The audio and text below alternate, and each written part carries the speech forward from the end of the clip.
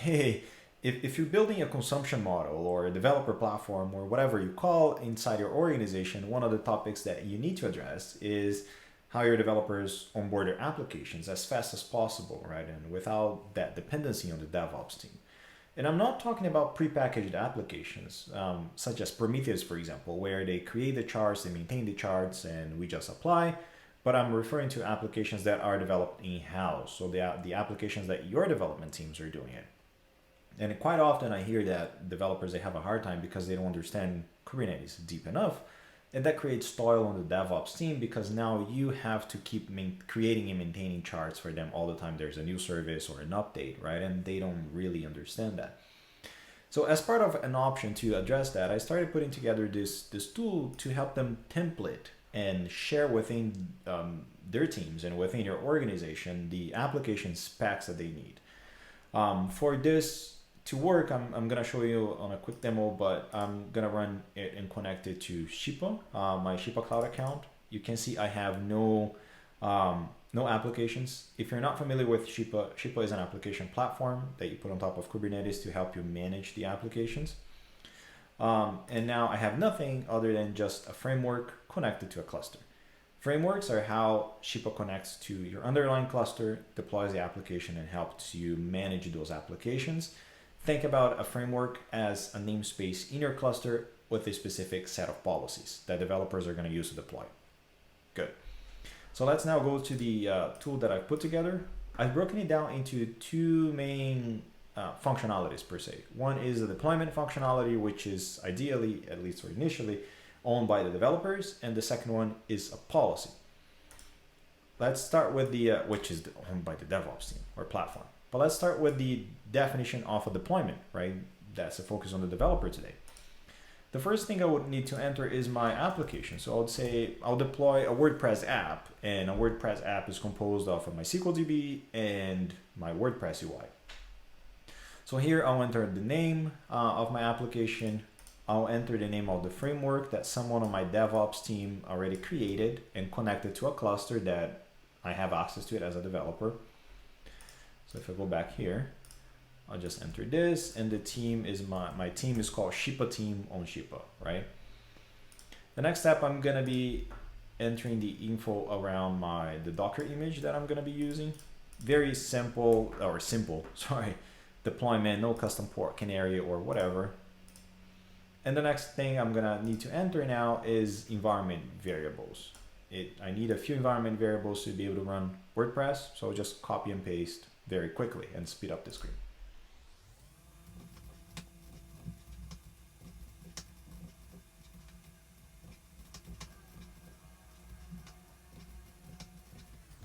All right, so my environment variables are in place, and because this is a database, let's say I'll need a volume as well, right, to store my database information.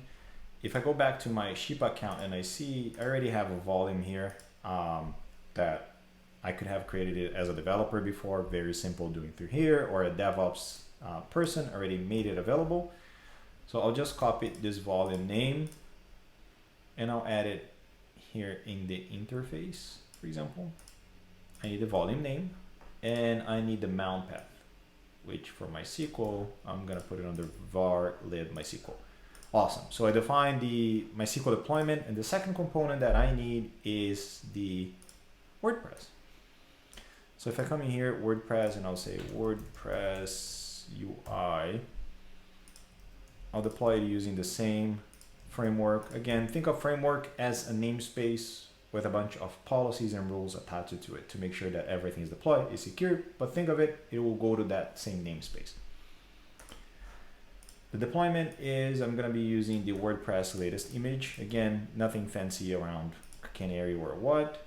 And now, same thing as before, I'll add my environment variables, where the first one is my WordPress host.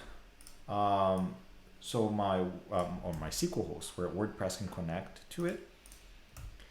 If you have been using Shipa, you understand that when Shipa, or not, but Shipa creates a service for you, an internal service, every time your application is deployed. So when my MySQL app is deployed, then automatically Shipa will create a service address for your application or for MySQL app where WordPress can connect to it. All right, I'll keep on adding the next variables.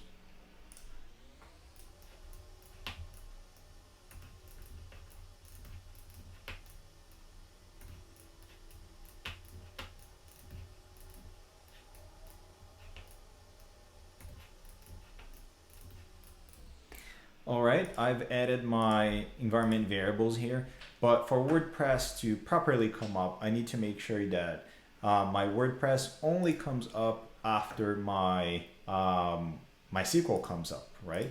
So now what I'm gonna do is I'm just gonna add something called dependency.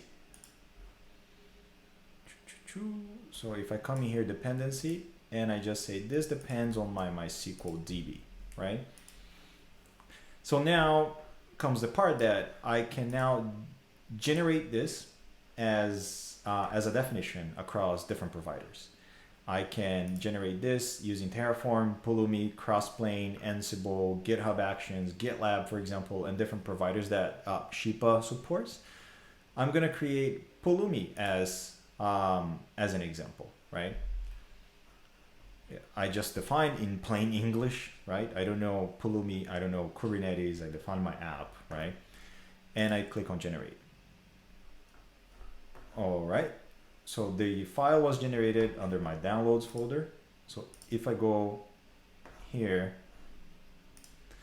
what I have in front of you is I have a Pulumi starter package for TypeScript. For example, I have no index, so what I'm gonna do is I'm gonna copy the index that Shippa generated under my downloads folder and have it here. So now I have it. If I do index TypeScript, I can see that Shippa created the Pulumi definition, right?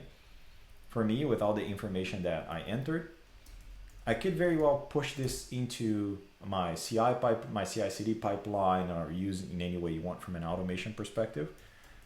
And if I just come Pulumi up, for example, I'll name it WP for WordPress. Pulumi will start doing its job, connect to the Shippa API and start running that deployment. Let's wait.